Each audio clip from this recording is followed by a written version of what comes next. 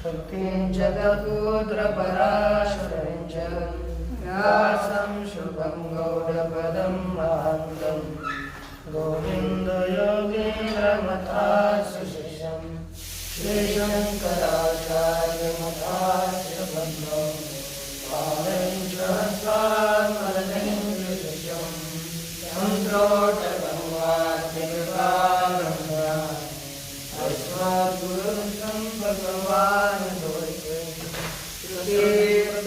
पुराणानां करुणालयं नमामि भगवत्पादं शङ्करं लोकशङ्करं शङ्करं शङ्कराचार्यं केशवं बादरायणं सूत्राशुभो वन्दे भगवन्तो पुनः पुनः ईश्वरो गुरुरात्मेति गुरुर्देवविभागिने यो मद्व्याप्तदेहाय दक्षिणामूर्तये नमः। पूर्णमदः पूर्णात् पूर्णमुदच्यते पूर्णस्य पूर्णमादाय पूर्णमेवावशिष्यते।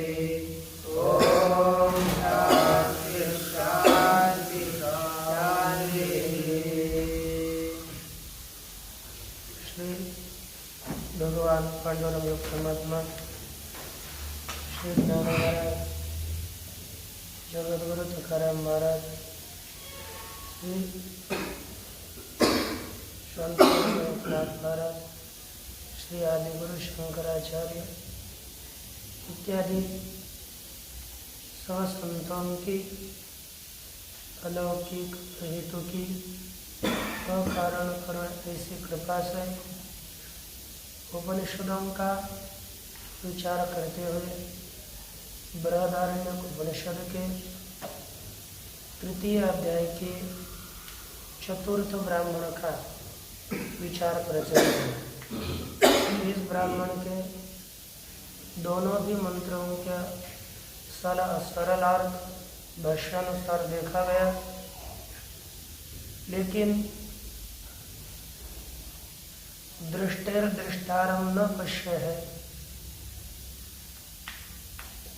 न श्रुते श्रोतारम इत्यादि जो मंत्र है उसी के विषय में अपना मत बता करके भर्तृप्रपंच उनके पक्ष को यहाँ पर उठा करके उनका खंडन किया जाएगा। ये कहता है न दृष्टेर्दृष्टारमित्यत्र अक्षराणि अन्यथा व्याचक्षते केचित्। कोई अर्थात भर्तृप्रपंच दृष्टिर्दृष्टारम न पश्य, इस मंत्र के अक्षरों का वाक्यों का ये अन्य रीति से व्याख्यान करते हैं। तो कैसे इनका अन्य रीति का व्याख्यान है? भाष्यकार जी ने पूछा है ना, यह टीका में पूछते कथम अक्षराणाम अन्यथा व्याख्या, ऐसी आशंका करके उन्हीं अक्षरों के अन्यथा व्याख्या को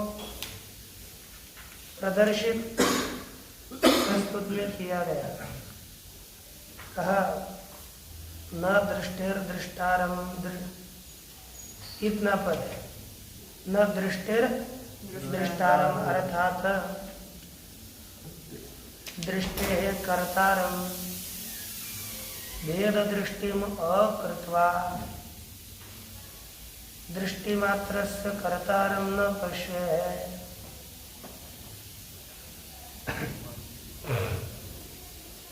यह कहते कि दृष्टि के दृष्टा को अर्थात दृष्टि के कर्ता को, जो हमारी दृष्टि है उस दृष्टि के कर्ता को दृष्टि दृष्टारम ऐसा नहीं कहा, दृष्टि के कर्ता को उन्होंने अर्थ किया। दृष्टि भेदम अकृत्वा, पहले लौकिकी और पारमार्थिकी इस तरह से दृष्टि का भेद करके भगवान भाष्यकार जी ने प्रतिपादन किया। दृष्टि की दृष्टि को, जो लौकिक दृष्टि है उसकी जो दृष्टि पारमार्थिक दृष्टि, उसको तो नहीं देख सकता, ये भाष्यकार जी के अर्थ किया था। लेकिन ये कहते हैं कि दृष्टि का भेद न करके दृष्टि मात्र, अर्थात केवल एक जो दृष्टि है, सामान्य दृष्टि केवल दृष्टि बताए, दृष्टि मात्र के कर्ता को न पश्येहे, उसे नहीं देखा जा तो नहीं देख सकता। टिप्पणी में इसके लिए वार्तिक दिया है, दृष्टे कर्तारम आत्मानं पश्येहे क्रियमाणया दृष्टिया रूपानुवर्तिन्या न क्रिया कर्म कर्तृका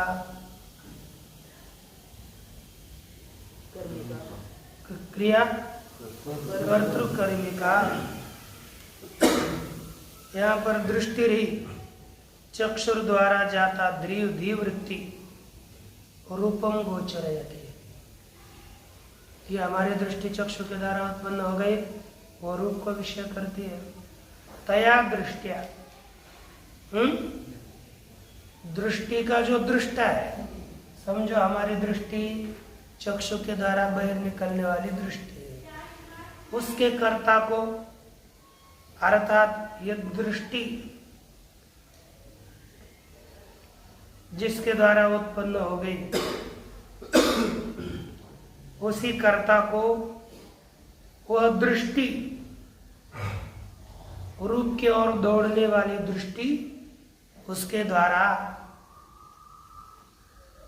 उस दृष्टि के कर्ता को नहीं देखा जा सकता। ये इन्होंने अर्थ किया है।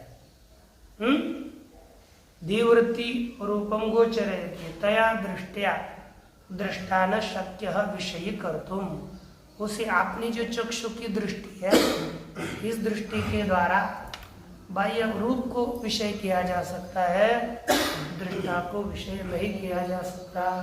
यह अर्थ वे करते हैं।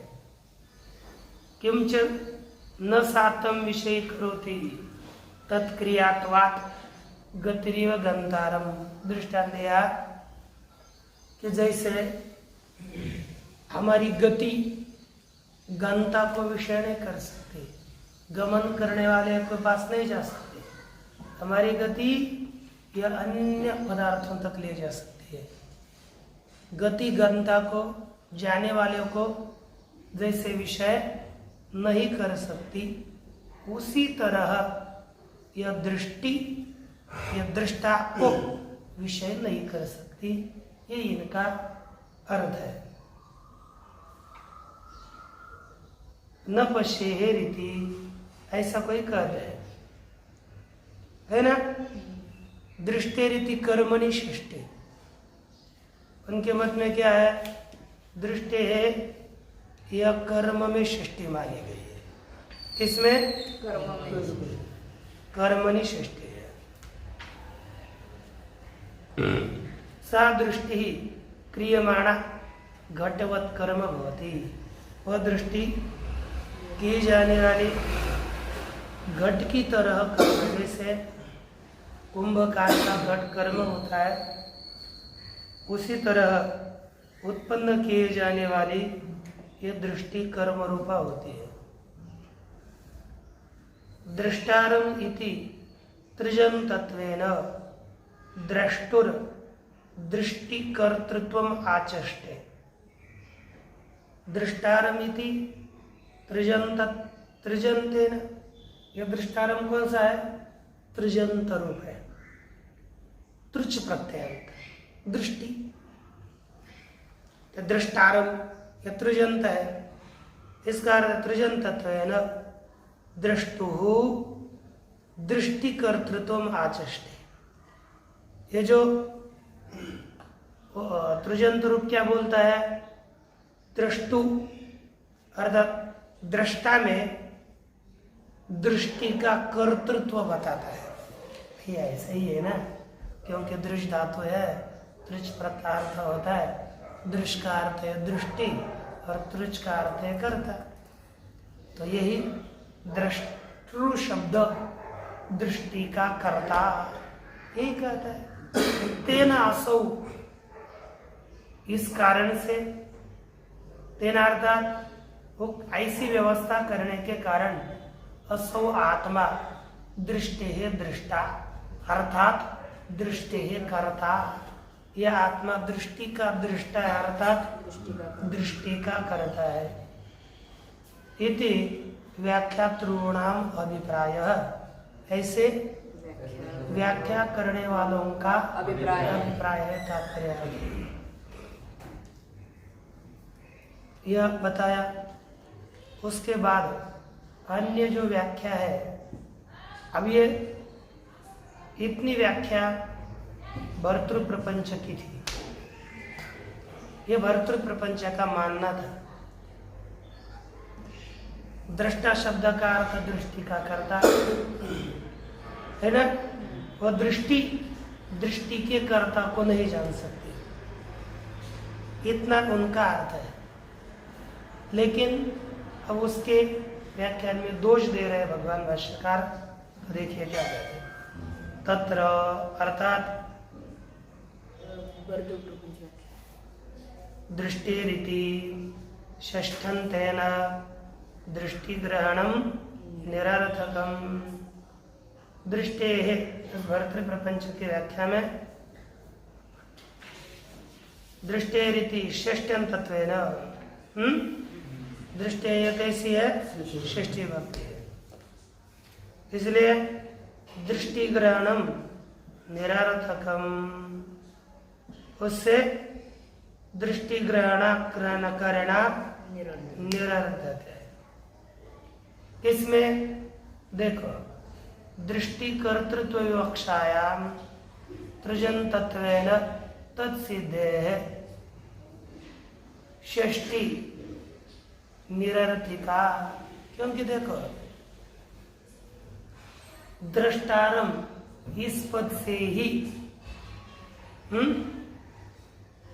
दृष्टि है कर्तारम यह अर्थ लब्ध होता है। तो दृष्टि है पुनः दृष्टिर दृष्टारम, दृष्टारम का अर्थ है दृष्टि है कर्तारम।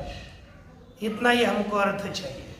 पुनः दृष्टि है, ये षष्ठी विभक्ति कात्मक जो पद ग्रहण किया वह ग्रहण नहीं करना चाहिए था, क्योंकि दृष्टारम से अर्थ निकलता है। पर पुनः दृष्टि है दृष्टि ये लिखने की क्या आवश्यकता?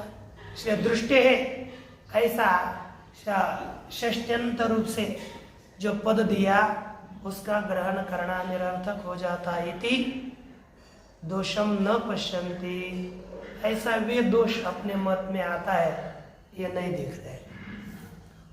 पश्यताम वा पुनरुक्तम असारम प्रमाद पाठ इति वा न आदर, अथवा देखते भी होंगे तो क्या बोलते होंगे? पुनरुक्तम असारम प्रमाद पाठ वा इति न आदर। यदि वो क्या कहते होंगे? दोष देखते भी होंगे, लेकिन क्या हम बोलते होंगे ये पुनरुक्त है, इसलिए असार है।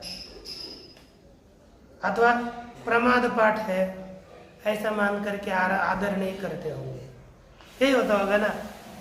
एक इनको दोष नहीं दिखता,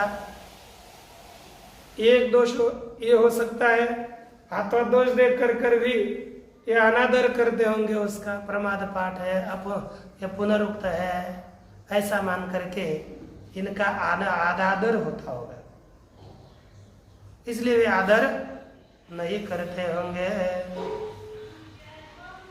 कथम पुनराधिक्यम, तृजन्ते नैव। ये कहते कि महाराज आपने कहा दृष्टे है, इस पाठ का पाठ करना यह अधिक है, ये कैसे दृष्टे है यह पाठ अधिक हो गया, ये शंका हुई। इसी का उत्तर दे रहे हैं, कहते हैं तृजन्ते नैव दृष्टिकर्तृत्वस्य सिद्धत्वात् दृष्टेरिति निरर्थकम्। क्योंकि दृष्टे है दृष्टारम ये पद है, इसमें दृष्टि है यह कैसे निरर्थक है, कैसे अधिक है, इसका प्रतिपादन करते हुए भगवान भाष्यकार जी कहते हैं दृष्टारम, इस पद से ही दृष्टि कर्ता कर्तारम अर्थात दृष्टि कर्तृत्व की सिद्धि हो रही है। लिखा तृजन तत्वेनैव दृष्टि कर्तृत्वस्य, अर्थात दृष्टि के कर्ता की सिद्धि होने से दृष्टे है यह पद निरर्थक है, कोई अपेक्षित नहीं। किंतु उनको इतना ही अर्थ चाहिए दृष्टि के कर्ता को नहीं देखता, है ना। तो दृष्टि के कर्ता को नहीं देखता इतने मात्र से इतना ही अर्थ अपेक्षित है। तो यहाँ पर दृष्टि इसको नहीं देखता यही अर्थ मान्य है, तो यहाँ पर दृष्टारम इसी पद से अर्थ निकलता है। पुनः दृष्टि है यह देने की कोई अपेक्षा नहीं है, वह निरर्थक है। यह भगवान भाष्य करने का ये समझ में तो आ रहा है ना। अच्छा, तदा दृष्टारम न पश्येह इति एतावद एव वक्तव्यम। यदि दृष्टि कर्तारम इतना अर्थ चाहिए तो मूल में क्या दृष्टि दृष्टारम न पश्य ऐसा नहीं कहना चाहिए था, केवल दृष्टारम न पश्ये यही कहना चाहिए था। इति एतावदेव वक्तव्यम, इतना ही कहना था। उसमें हेतु बताने जा रहे हैं। यस्मात् धातो परस तृच्छते तृच्छ श्रूयते, जिस कारण से धातु के पश्चात तो तृच्छ प्रत्यय सुना जाता है। कर्तारंभ में दृश्य धातु है, उसके पश्चात तृच्छ प्रत्यय जोड़ा है। यस्मात् धातु, जिस धातु से आगे तृच्छ प्रत्यय सुना जाता है, तद धात्वर्थ कर्तरी ही तृच्छ स्मर्यते, उस धातु के अर्थ के कर्ता में तृच्छ सुना जाता है। जिस भी धातु के आगे, जैसे पक्ता, पच धातु के आगे तृच्छ सुना जाएगा तो धातु का अर्थ होगा पाक, और तृच्छ का अर्थ कर्ता, तो अर्थ बन जाता है पाक कर्ता। यह दृश्य धातु के आगे तृच्छ है तो इसका अर्थ बनेगा दर्शन कर्ता, दृष्टि कर्ता। जिस धातु के आगे, गम धातु के आगे तृच्छ प्रत्यय सुना जाएगा गंत्रु, तो गमन करता। तो जिस सोना नहीं रे, दिन में भी सोते हैं, रात को सोना चाहिए, है ना। अब वैसे जिस धातु के आगे तृच्छ प्रत्यय सुना जाता है वह उस धातु के अर्थ के कर्ता को बताता है। जैसे गंतारम अर्थात गमन कर्तारम, भेत्तारम अर्थात भेदन कर्तारम। गंतारम भेत्तारम व नयति इति एतावान एव ही शब्द प्रयुज्यते, इतने शब्द का प्रयोग किया जाता है। ऐसा नहीं लिखा जाता कि गतेर गंतारम नयति, ऐसा गंतारम नयति इतना ही, न तो गतेर गंतारम भेदेर भेत्तारम इति असति अर्थ विशेषे प्रयोक्तव्य। कोई विशेष अर्थ न होने पर ऐसा प्रयोग नहीं करना चाहिए। विशेष अर्थ बताना हो तो अर्थ भिन्न है, लेकिन कोई विशेष अर्थ न हो तो ऐसा प्रयोग नहीं करना चाहिए। न च अर्थवादत्वेन हतव्यम सत्यम गतो। आप कहोगे महाराज इसको अर्थवाद समझो, क्यों झमेले में पड़े? नया वेद में तो बहुत जगह पर अर्थवाद माना जाता है, अर्थवाद करना है, छोड़ देना है, पीड़ा क्यों हमारे आपका झगड़ा करना है? तो कहते अरे अरे ऐसा नहीं होता। भगवत कर कहते हैं सब जगह पर अर्थवाद नहीं कहना चाहिए। जिसकी कोई ना कोई गति हो उसे अर्थवाद मानकर छोड़ना नहीं चाहिए। कोई ना कोई प्रयोजन सिद्ध होता हो तो उसे अर्थवाद मान करके उसका त्याग कैसा किया जाए? अर्थवाद न हातव्यम, अर्थवाद समझ करके उसका त्याग नहीं करना चाहिए। अरे प्रमाद से हुआ है उसमें क्या ज्यादा? न च प्रमाद पाठ है, यह प्रमाद से पढ़ा है ऐसा नहीं कह सकते। क्यों? क्योंकि सर्वेशाम अभिगानात, इसमें सभी का किसी का कोई विरोध नहीं है। ये जैसे काण्व माध्यम दिना नाम काण्व शाखा ध्यायी और माध्यम दिन शाखा ध्यायी, इन सभियों का एक मत है इसके विषय में।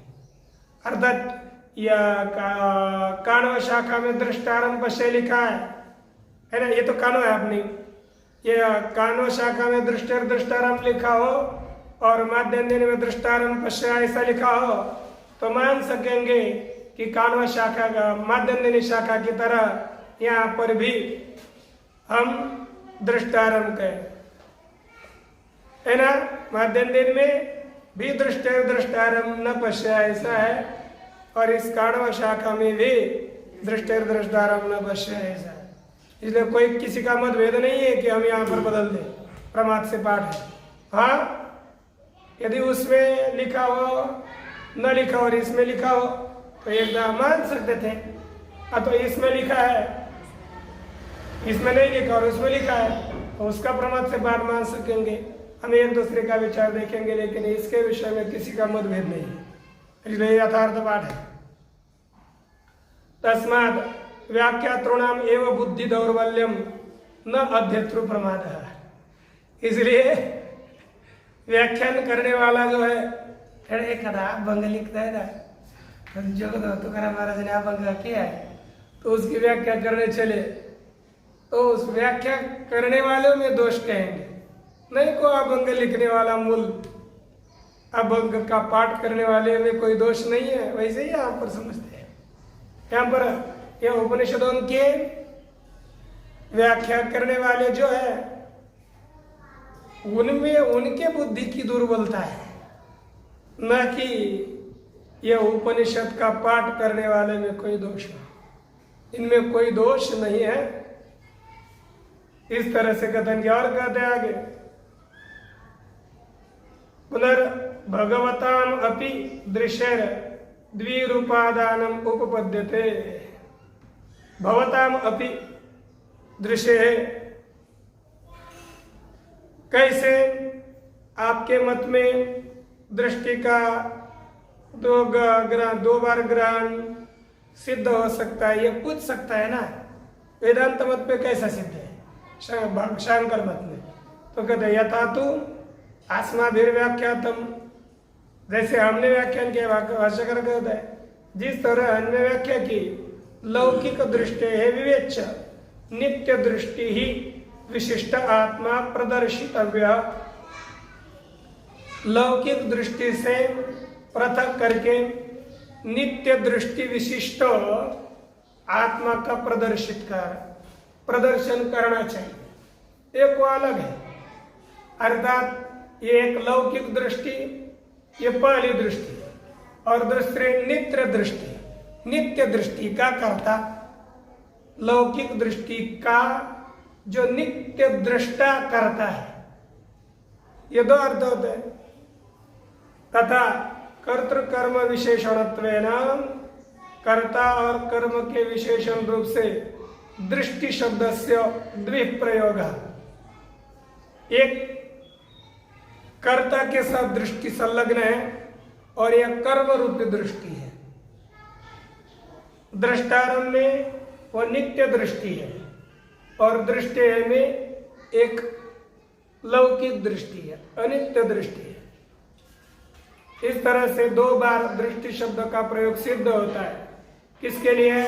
का आत्म स्वरूप निर्धारणाय, आत्मा के स्वरूप का निर्धारण करने के लिए ये 2 बार दृष्टि शब्द का प्रयोग ठीक होता है। न ही दृष्टेर दृष्टार दृष्टेरिति च प्रदेशांतर वाक्येन एक वाक्यता उपपन्ना भवति। कहते और इस तरह से दृष्टेर दृष्टारम नहीं द्रष्टुर दृष्टे है, इससे जो प्रदेशांतर अर्थात आगे जाकर नहीं द्रष्टुर दृष्टे दृष्टारम पश्येत इत्यादि आगे चतुर्थ ब्राह्मण में वाक्य, चतुर्थ अध्याय में वाक्य आया है। उस प्रदेशांतर वाक्य के साथ भी एक वाक्यता सिद्ध हो जाती है 4:3-22 में। तथा चक्षुंषि पश्यति, उसी तरह चक्षु देखते हैं, नहीं द्रष्टुर दृष्टेर विपरीलोपो विद्यते, यह वाक्य है। तो इससे उसके साथ भी एक वाक्य तो होती है। तथा चक्षुंषि पश्यन्ति श्रोत्रमिदं श्रुतम, ये गया कि नहीं? केन उपनिषद में चक्षुंषि पश्यति क्या दिखा है? येन चक्षुंषि पश्यति यत् चक्षुषा न पश्यति येन चक्षुंषि पश्यन्ति तदेव ब्रह्मत्वं विद्धि नेदं यदिदम् उपासते। अथवा श्रोत्रमिदं श्रुतं येन श्रोत्रमिदं श्रुतं है ना, तदेव ब्रह्मत्वं विद्धि नेदं यदिदम् उपासते, है ना। यत् श्रोत्रेण न श्रुतं येन श्रोत्रमिदं श्रुतं, ये हाँ यह श्रोत्रेण यत् श्रोत्रेण न शृणोति, यहाँ पर यह श्रुत्यंतरेण एक वाक्यता उपन्ना, श्रुत्यंतर अर्थात केन उपनिषद श्रुति, उसके साथ भी एक वाक्यता हो सकती है, इसलिए यह हमारा मत ही ठीक है। न्यायाच और न्याय भी है। क्या न्याय है? कहते एवं एवं, न्याय को स्पष्ट करते हैं। एवं एवं ही आत्मनो नित्यत्व उपपद्यते विक्रिया भावे, आत्मा में विकार का अभाव होने पर भी उसमें नित्यत्व की सिद्धि हो जाती है। विक्रियावच्च नित्यमिति च विप्रतिषिद्धम, और एक ये भी है परस्पर विरोध है, क्रिया वाला है और नित्य है, यह अतिशय विरुद्ध कथन है। ध्यायतीव लीलायतीव, ध्यान करता हुआ सा, चेष्टा करता हुआ सा, नहीं द्रष्टुर दृष्टेर विपरीलोपो विद्यते, दृष्टा की दृष्टि का लोप नहीं होता। एष नित्यो महिमा, यह नित्य महिमा ब्राह्मणस्य, यह ब्राह्मण की नित्य महिमा है। इति च श्रुत्यक्षराणि अन्यथा न गच्छन्ति, है ना। ये श्रुति के अक्षरों का अन्य रीति से व्याख्यान नहीं किया जा सकता, ये अन्य रीति से अर्थ नहीं हो सकता।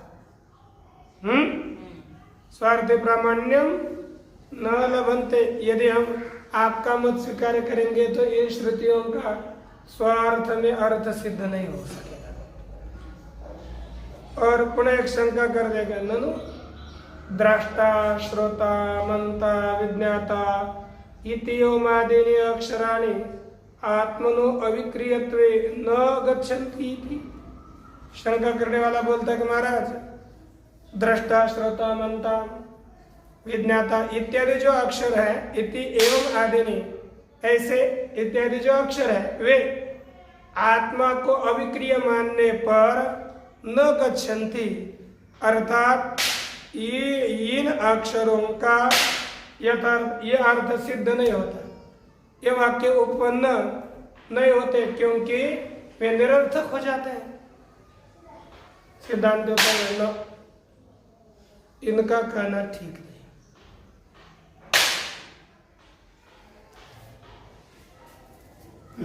यथा प्राप्त लौकिक वाक्यानुवादित्वात् तेषाम, सिद्धांत कहते अरे ये वाक्य क्यों उत्पन्न सिद्ध नहीं होते? क्योंकि यथा प्राप्त लौकिक वाक्य का बस वे अनुवाद करने वाले हैं। जैसे हमारे लोक में दृष्टा दृष्टा कहते हैं, उसी तरह से यहाँ पर केवल लौकिक वाक्य का अनुवाद करके दृष्टा शब्द का प्रयोग किया है। न आत्मा आत्म तत्व निर्धारणार्थानि तानि, वे वाक्य आत्म तत्व के निर्धारण के लिए नहीं है। जैसे लोक में है उसी का अनुवादक ये वाक्य है बस।